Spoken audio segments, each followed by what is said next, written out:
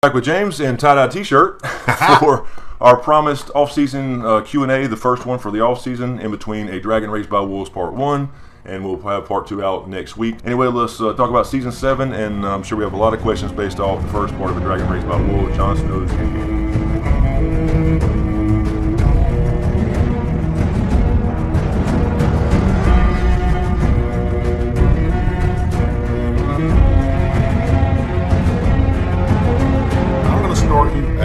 With a question from Andy B. Andy B says, also, your theory about Varys sounds right. Maybe that's why he shaves his head, because his hair is like Dany's and he is a Targaryen. That would explain his loyalty to her. How old is Varys, and where was he when Robert's rebellion happened?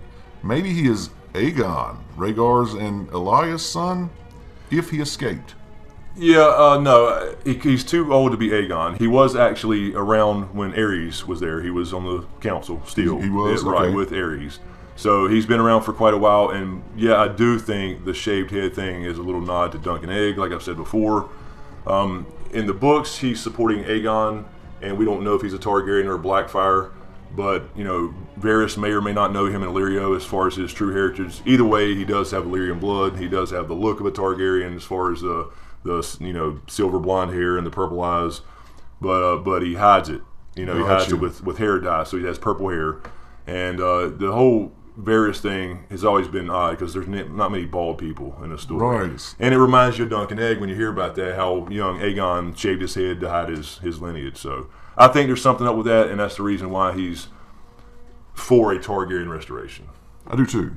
I really do. So I believe so. I think we'll get that reveal at some point. You would think we'll maybe get a conversation with him and Dany at some point. Maybe he'll... But he does have this whole backstory too, so it may not be. You know, I don't know. He has his backstory that he was born over poor as a slave basically, and came up as an actor. Came up and got sold and got his parts cut off and came up as an actor and learned that, you know, information was more valuable than anything else. So he does have this backstory, so we'll see how true it is.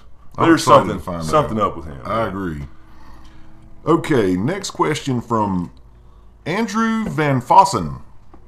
Andrew says, Q&A, somewhat related to Jon and his future, since Melisandre is probably going to play a role in helping him in the end. Was there any point to her age reveal in the first episode of the season? How will her being 400 years old impact anything? As always, awesome vids. Yeah, I think it was just to kind of show the, kind of the power of this magic, in a way. She believes it's a god. I still don't think it's a god. Mm-hmm. I said before that if we found out now that the others are created by the children, mm-hmm. then that kind of proves there is no great other, which she thinks is the, antithesis to R'hllor. Okay. So if there's no great other, then you have to kind of assume by logic that there is no R'hllor. And it's just, magic being labeled that particular religion. Mm-hmm. So the question really is, how is she seeing things in the flames? Is it just some kind of magical power she's learned, like somebody become a wizard, like Sam may end up becoming a wizard? I think people can learn magic in general, the maesters always have. But she's pretty damn powerful. I agree. And she's more powerful at the wall, she says. So I would imagine that being around dragons would be the same kind of effect on her. Let's see, if you could quickly tell me, if she's 400 years old, what are the things she's lived through? We don't know exactly when she came to Westeros. Okay. But, I mean, if she came recently, when she just showed up when Stannis was there, right? So right. I don't think she's been here too long. Although there were red priests and priestess already over here trying to spread that religion. Thoros Samir, for example, was in King's Landing before. Okay. So we don't really know exactly how long she's been here. It doesn't seem like it's been too long.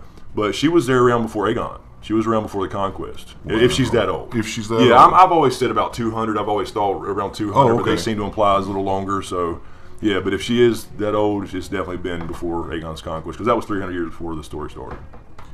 And did it end with her riding off on a horse? Yeah, and the show, Jon sent her away. We haven't got that far in the book, so we don't know. So I think what she's going to do now, if I had to take a guess at this point, without any season 7 filming information or whatever. That's kind of where I'm going. I'm just kind of throwing stories in. Part of the question was kind of what she's going to do to help Jon, mm-hmm. right? But I don't know that she will. I mean, I think she still will in some way indirectly, but I think she's going to be the one to inform Arya of Jon and everybody up in the north, because she's heading towards the south, and we know that the Brotherhood Without Banners is there. Arya's back in the Riverlands now. And they will meet again. She's already told us that in season 3, I think it was. Yeah, when they took Gendry, Melisandre saw Arya and said, "There's a darkness in you," and grabbed her, grabbed her chin, so we will meet again. So she is on her list, though. So I'm not sure she's going to live to help Jon. But she may. I had this idea the other day. I was thinking about this. I had this idea that she's on the list, and she runs into Arya. Arya kills her, but in her dying breath, she says something about Jon Snow. And lets Arya know there's something more important going on. But I don't know. I don't know. We'll see. That's just a guess, completely off the top of my head when I was thinking about it the other day. Wow. But it would be cool for her to kind of indirectly help Jon by having Arya and the group go up to, or let them know what's going on in Winterfell. That's that cool. Makes sense, so. I think you might be onto something there. Let's see. Brianna Lacey says 2 questions. First, do you think Dany and Jon would get married? Granted, she is his aunt, but the Targaryens are known for marrying within their family. Second question, do you think they'll ever show Jon being a warg, or is it pretty much fuck it at this point? Also, great video as always, guys. I need these videos to get through this huge gap we have until next season. Right. Thank you. And yeah, we have a longer gap because it's going to be another 12 months before we see a new episode now. Because that stinks. That's so ironic that they can't film because winter has not come. That's true. So that's what's going on with that. So yeah, they actually just released a little teaser already, but it was just kind of a behind the scenes. We're starting to build things and write scripts and all that kind of stuff. Keep everybody fired no up. filming going on. They released that at Comic-Con this week. So they need winter to come to film. They need winter to come to film. That's now. Funny. So winter ain't coming in Ireland. So because normally they'd have been filming probably by now, at least starting. So I think anyway, you're to the question. No, you don't think they're going to get married. Is that what you're going to say? Well, I mean, it's hard to say. The show seems to be leaning in that direction. I mean, from this love story, and originally George R. R. Martin wanted Jon Snow to fall in love with Arya. And then they couldn't do anything about it until they found out they were basically cousins. Okay. So, I mean, when Dany said that with Daario and broke up with Daario in season 6, episode 10, I thought when she said, I need to marry somebody, he was like, who are you going to marry? And he's just like, I don't know, nobody maybe. But, again, I said this a few weeks back, how many people over there in the show at least are suitable for her if she needs to marry politically? And he's got the entire North now as King of the North, right? Crap. And she's going to basically roll through anybody she wants to at this point, the way I see it, unless Euron causes a few problems, I'm assuming. And Cersei won't get down without a fight. But she's got 3 dragons. She's not going to get down without a fight. She's got 3 dragons. Yeah. So I can see that happening. And the other thing that may support that is, they threw it right in our face from day one, from episode 1, that Cersei and Jaime were brother and sister. Oh, you're right. I see. So it's almost like he got us comfortable with that, even though that was taboo. And them being aunt and nephew would be a little less. And the Targaryens did practice all the way up until Rhaegar's time. Rhaegar was going to marry probably another Targaryen, but the tragedy at Summerhall happened, which killed a lot of his suitors. Did they want to keep a pure bloodline? Yeah, they want to keep a pure bloodline, but that also is a bad thing. And George R. R. Martin's telling us, and it leads to madness. For example, Aerys II, Dany's father. Okay. So he's saying it's a bad thing. I'm not saying he supports it, but he's just kind of got us comfortable with that. So it's a possibility, but I don't see it being that happy ending. As far as, they live happily ever after and defeat the bad guys, because that's not the way it works here. Not in this story. This is not Lord of the Rings. Her second question, I'm interested to see what you think. Do you think they'll ever show Jon being a warg, or is it pretty much fuck it at this point? On the show, you know what? On the show, I almost want to say it's pretty much fuck it. Because you needed to go ahead and establish that early, that at least he was having some wolf dreams, even if he never really actually warged with the white, lenses in his eyes. Or contact. So I mean, I don't think the show's going that route, but it's kind of like the Dragon Raised by Wolves series we're doing and talking about. I think whatever he's got to do has got to be magical, and that has to do with the ice side, his Stark side, which will be warging and green sight and all that kind of stuff. Now, he's not a green seer in the books, but he is a warg. He just kind of resists the power.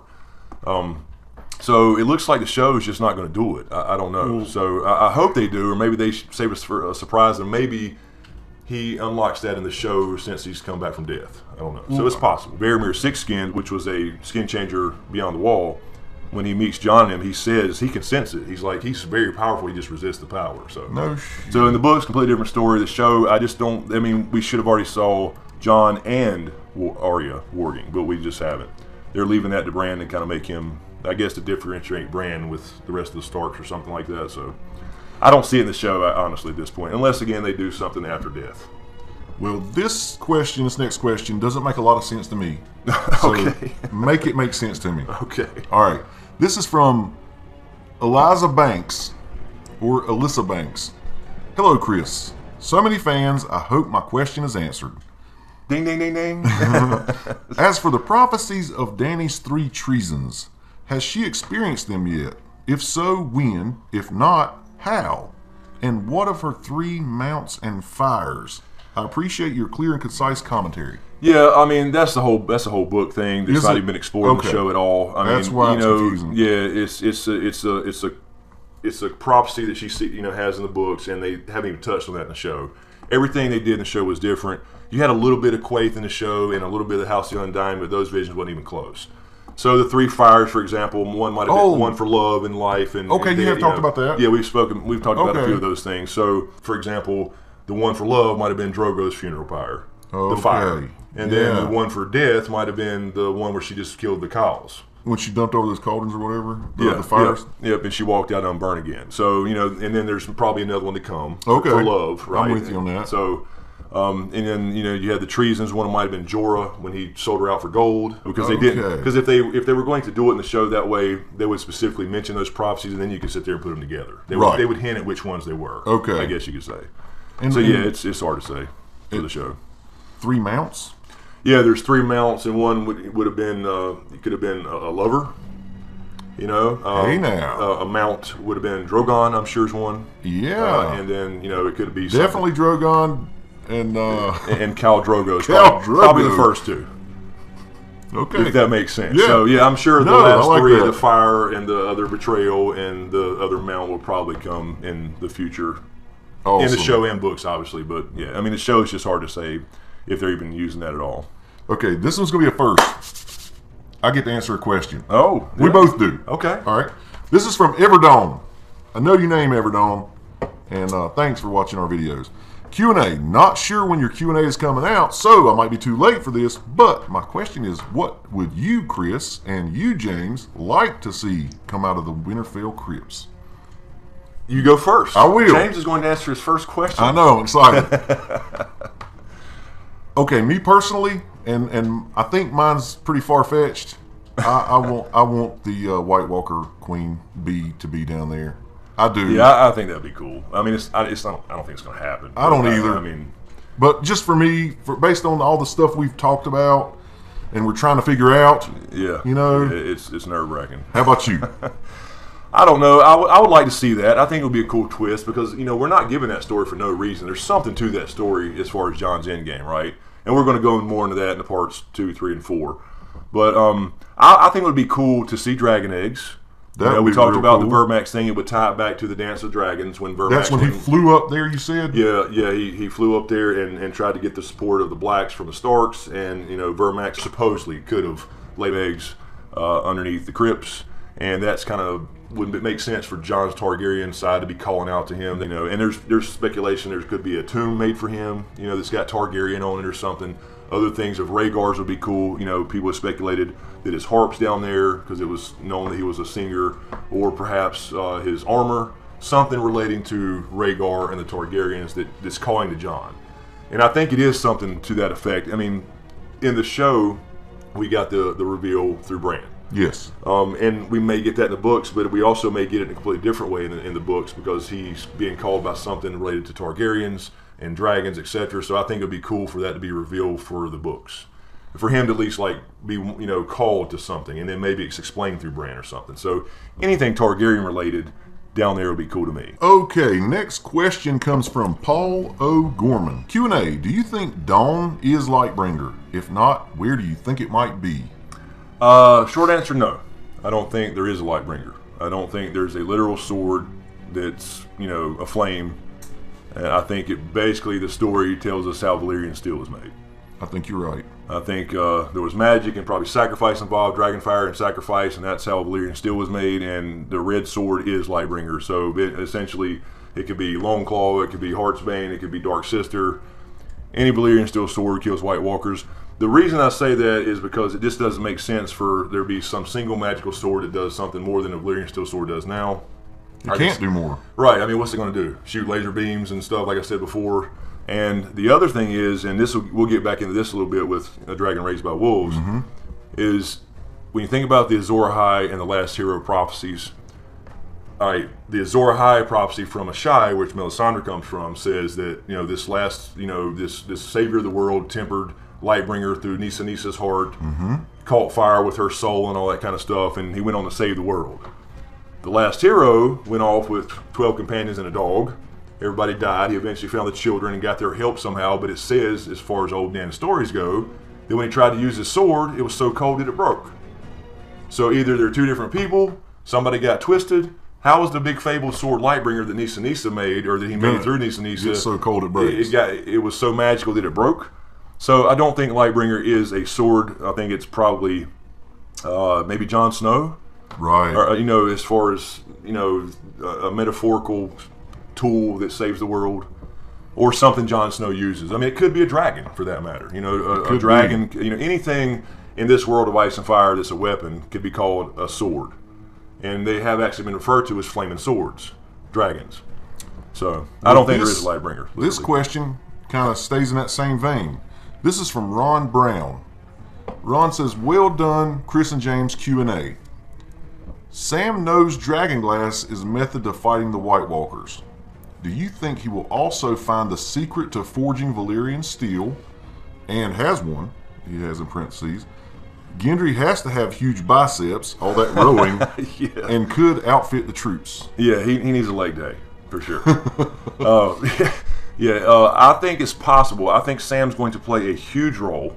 He's going to find something in the Citadel about the Long Night. Not just, we kind of talked about this before in the Q&A. They know that Dragonglass kills them. Now they know that Valyrian steel kills them. They don't know about Dragonfire quite yet because they've probably heard about the dragons, and I know that Maester Aemon and Sam talk about Daenerys, so they know dragons exist. So we know the three things that killed him. Wildfire likely too. So if Gendry is such a gifted blacksmith or whatever, has nothing to do with Valyrian steel, though. I know, but that's what I'm saying. Do you think Sam could tell him a trick? Yeah. And he could be the guy who gives a bunch of Valyrian steel swords to a bunch of people? I think, sure, it's possible. I think Sam's going to learn something of importance, but the thing is, he already knows about Valyrian steel, or dragon steel, they call it in the book sometimes, because him and John had this conversation in the books about, I found something where the Last Hero used a dragon steel sword and they couldn't stand against it, and John thought, I wonder if they mean Valyrian steel. Like, he didn't know it was the same thing. You're talking about a conversation between John and Samuel? Yeah, okay. Exactly, in the books. So, yeah, so, it's possible that he finds the secret to making Valyrian steel, but he's going to have a few dragons and likely some sacrifice if the Azor Ahai Nisa thing is any truth to it. Okay. Because we know that it was has something to do with Dragonfire and possibly sacrifice to make it. Because once it's forged and tempered or however it was, then it's never sharp, it never goes dull. It's got magical properties. Obviously, it kills the others. So it's possible. It's possible. You might think I'm dumb for saying this, but why not just make a bunch of Valyrian steel arrowheads and have archers wipe out all of them? Well, see, that's the thing. Dragonglass works. And there's shit tons of that at Dragonstone. Yeah. So, and I think, as a matter of fact, Stannis has already sent people to go mine it on Dragonstone. Okay. It's a volcanic area. Okay. And there's other volcanic areas in Westeros as well. People are unaware of them. People think about, the 14 flames where Valyria blew up in Essos. But the Children of the Forest always used it. They had it up north and south and everywhere. So they have caches of it, and it can be mined. And they used to supply the Night's Watch with it. I'd rather hit them with it from a distance than have to get close to those scary bastards. Absolutely. And so that's what you would think. And so if they can't for some reason mine enough of that stuff and whatever, they have big dragons that's coming. Of course, that's the key, right? Is getting Dany involved, right? Which is the next step, I think, for John. But here, again, you might think I'm dumb. I know. It's complicated. It's a complicated story. What if these dragons are like snakes, man, and they slow down when it gets cold, man? I don't know. The only thing I can say about that would be that we do know in history that Targaryens rode around on dragons like horses. There was a Targaryen queen named Alysanne who visited the Night's Watch. Are you serious? On her dragon. So she went to the wall. That kind of wipes out what I was thinking. Now, that wasn't the Lands of Always Winter cold. Right, but still it was cold as hell. It might have been during the summer, though. It might have been a little warmer. We don't know. Okay. But she did go and visit, and she actually gave them the gift, the land that's right below the wall. That's why it's called the gift. So Queen Alysanne was so impressed with the Night's Watch, it was said that she gave the gift to the Night's Watch so they could use that for farming and stuff like, and you know, to sustain themselves. So that's as far as we know is how you know. So a dragon has been to the wall. A dragon has been to the wall, and of course you got the whole ice dragon thing that I don't think is going to happen. I don't think they're going to be in our story. And the only reason I say that is because he has a separate book called The Ice Dragon, and he said, I believe it's not in the same world, but it could be. And there's, you know, legends of ice dragons in this world. And a lot of people think there's one in the wall or something like that, you know, but I don't think there's going to be, because George R. R. Martin originally didn't want fire dragons in the story. It had to be talked into, so really, I don't think we're going to see an ice dragon. It would make sense, though, because John is the ice dragon, right? Oh, yeah. It kind of makes sense that he would be, but we'll see. Man, it's fun trying to figure out this in-game stuff. It really is. It'll drive you fucking crazy. It really will. Okay, let's see. Switch gears here. Summer Vesco Hellowell says, hello, smokescreen. I'm really trying to get through the books. Yay. My question is about seasons 7 and 8. I've heard here and there that they may do one more season with 6 episodes or 2 more seasons with 6 short episodes. Have you heard this? Please respond. I'm all in a panic. Yeah, they basically confirmed now. It is basically confirmed that it was 13 to 15 hours of footage left, or episodes. So 13 to 15 episodes. Okay. But now they have, and that was unconfirmed for a while. It was kind of like just, you know, rumor. Okay. But they have confirmed now that the next season will be 7, and the last season 8 will be 6. So not only are they shorter, but we have to wait longer. Dang it, man. So there's no hint that they're going to be longer episodes. You know, they could be. Some will be, I'm sure, like they have in the past. Usually, like the finale is an hour and 10 minutes, and the regular episodes are 55 minutes or whatever. So they basically said that's all the material they have left to wrap this whole thing up show-wise. They've got to set up a lot of stuff quickly to show this penultimate battle or whatever's going to happen. Right, and that's why they've had to cut so much from the books. You couldn't have all these other side stories and characters that tie in with all these. I'll be here with a beard this long. Yeah, right. I mean, really, in the books we are. You know, it's literally been since 96. Jeez Louise. I mean, think about that. A book series we're waiting for answers from 1996. He started writing in 1993 when we were in high school. God dang it. So it's been a while. All right, let's see here. I'm going to pull one from Patreon now. All right. All right, and this is a long one. You ready? Sure thing. This is from The Needle. The Needle says... Stick it with a pointy end. Exactly. I feel much better now. The new video came around just as the serious withdrawal symptoms started to kick in. But I want to throw an idea out there, see what people think about it, and perhaps you can cover this in the Q&A. We know that record keeping in Westeros didn't start until the Andal invasion. So is it possible that the creation of the Other, the Long Night, etc., didn't occur 8,000 years prior to the events in the series, but at a much later date that possibly coincided with the birth of dragons into the world, and that they are the polar opposites of each other? All right. So I think I'll just leave it at that. I mean, you wrote a lot, Needle, but that's a good... Yeah, I completely get it. Yeah, that's a big question, is because all the history is written by maesters. Mm-hmm. And and then they put their own spin on it. You know, so we really don't know. Yeah. It's the whole... Everybody that writes history does. Right. It's the whole unreliable narrator argument that you use in every chapter of A Song of Ice and Fire when trying to break shit down, because it's their point of view. And so they're adding their little spin on it. They're adding, I think some people think it was this, but I think it was probably just that. Yes, I mean, it's a very good point. We don't really know if it was exactly 8,000 years, but all the big legends say that. So it could have been a lot less time. You know how things get bigger and bigger as stories get passed around. Absolutely. So it is very possible. It almost makes me think of the show when they showed the first White Walker being created by the children, and Leaf shoves that thing in. Well, in the books, Leaf should not be around that long. It's said that the children live about 200 years, so they have long lives but few numbers. But you're talking about, in the show, they portrayed it as Leaf being 8,000 years old. Mm-hmm. And she lives forever, just like the Night King lives forever. So it's not like that in the books at all. So yeah, I mean, it's very possible that, perhaps at the same time over in Old Valyria, where they supposedly discovered dragons, and there was rumors that they were already in a Shai in that area, way even further to the east. So it's very possible that dragons and the others, or maybe dragons were found or whatever, or created or whatever it is, because the others were created, by the children. So we know they're created. That's what we got to go off of now, right? Mm-hmm. We know that, not when, but that the children created the others. That was their nuclear option.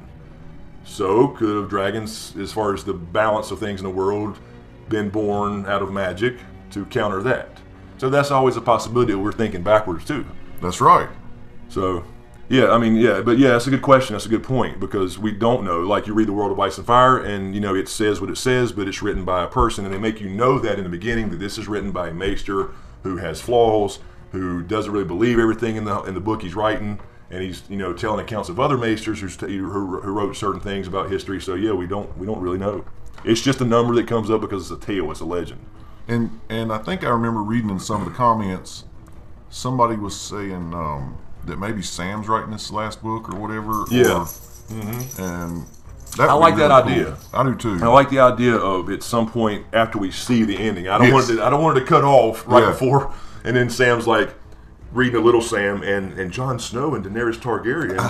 No, I mean, yeah, but I think, like, I could see, like, in A Dream of Spring, the last book or the last episode, in the epilogue, the damn epilogue, not chapter 30. Yes. In the epilogue of A Dream of Spring, I could see where it'd be cool, where Sam is now like the Grand Maester, and he's learned some magic. He's become a wizard, like, you know, Marwyn the Mage in the books, and he's sitting there with little Sam grown up and telling this story of what happened about, you know, Jon Snow, the infamous Jon Snow who saved the world, and Daenerys Targaryen and her dragons and being reborn and all. I think that would be kind of a cool epilogue, but not an ending, if that makes sense. And you know, I've said this before, I think on camera, but I love Sam.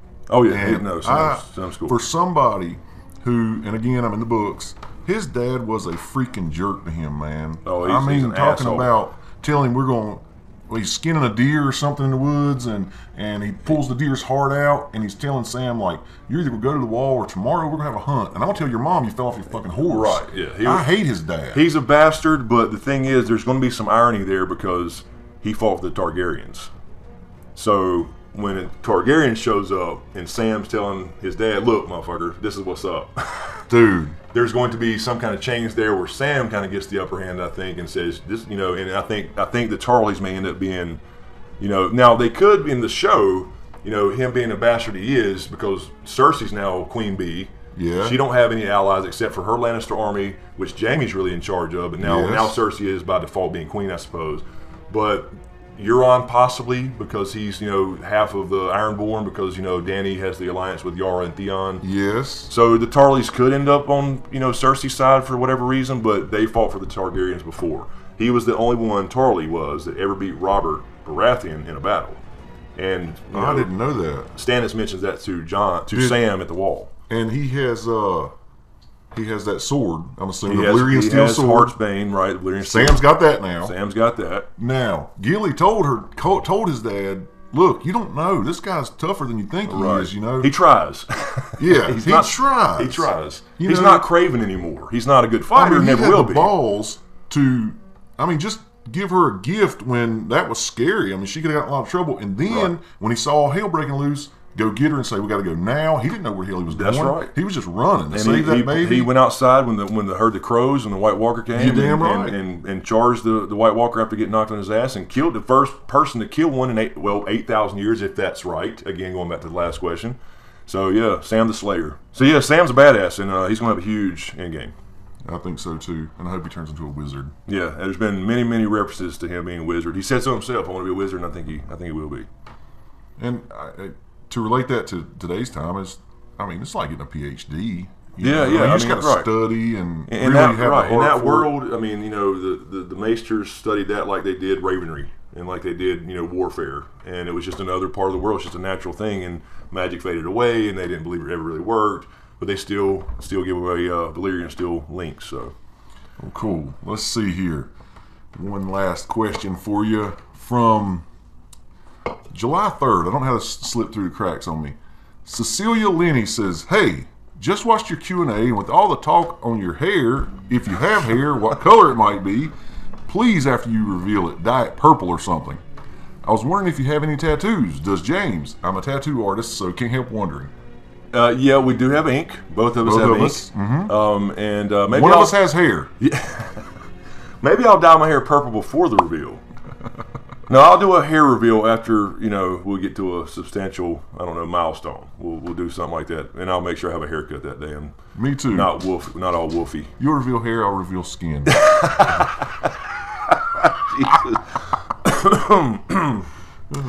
Next question.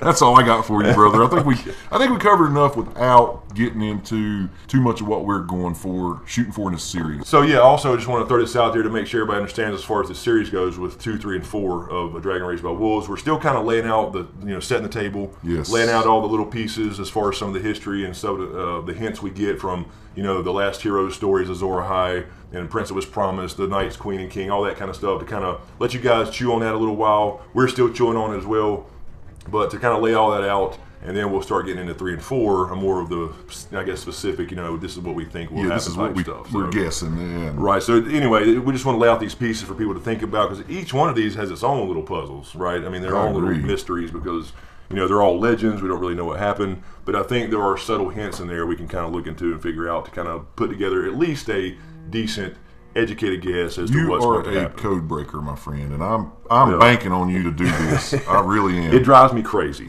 It drives me crazy when you start getting into theory crafting and wanting to come up with something new and different that's not already out there. Man, it drives you fucking crazy. It really will, but it's so fun, and I'm gonna hate it when this is all over and it's all revealed. Yeah, but then we'll have a prequel to do. That's right. And other books, I'm sure. But anyway, so that'll wrap it up for us, guys. Also want to mention really quickly, I just got done doing a really cool Game of Thrones quiz on a channel called Trial by Trivia. A guy named Tarzan runs that channel, and what he's done is got together with a lot of the GOT YouTubers and Song of Ice and Fire YouTubers and YouTube land here, got us all together and put together this cool little tournament, and it's a Game of Thrones show only basically quiz bowl. I just had a very good match with Don Willie from the Hypes Watch, and I think that's already up now, so I'll definitely leave a link to that video in the description below, as well as to Tarzan's channel, Trial by Trivia, so check that out. He's a cool guy. He's doing this, what is it, you said it's for charity? Yeah, he is. He's setting it up to do it for charity. He's a guy who gives back to the community, so what he's going to do is, as his channel grows, and he's going to put together other tournaments, some Star Wars stuff perhaps down around Christmas time when the movie comes out, as far as Rogue One. Next year, probably another Game of Thrones after season 7, and probably some comic stuff as well. So you'll see several different trivia tournaments on his channel in the upcoming months and years, hopefully. And I watched the match. It's an epic battle, and Don Wheely comes off as a really cool guy. You said you've spoke with him. Yeah, we've talked online for quite a while in the background, but after our match the other night, we did sit there and get back on a Google Hangout, and we talked for quite a while. So awesome. We're going to plan to do some stuff together as well. So be on the lookout for that. But that'll do it for us this week, and we'll get this out here as far as the Q&A goes, and then we will get A Dragon Raised by Wolves Part 2 out next week, and then we'll follow that up with another Q&A. So 6 more to go, and then we'll continue throughout the off season with other theory videos, behind the scenes stuff, maybe some filming news and leaks, spoilers, whatever you guys want to see as far as Game of Thrones. Of course, I'll be getting back to some Star Wars stuff, and Walking Dead starts in October, so a lot of stuff to come. Anyway, that'll do it for us, you guys. As usual, thank you for all the support, especially you guys on Patreon. Again, I'll leave the link to Tarzan's channel, Trial by Trivia, in the description below, and also the video with me and Don Willie in our match, so check that out. Be sure to subscribe to their channel as well. As usual, thank you for all the support. Really appreciate it. Be sure to subscribe to get everything. Thanks for watching, and we'll see you next time.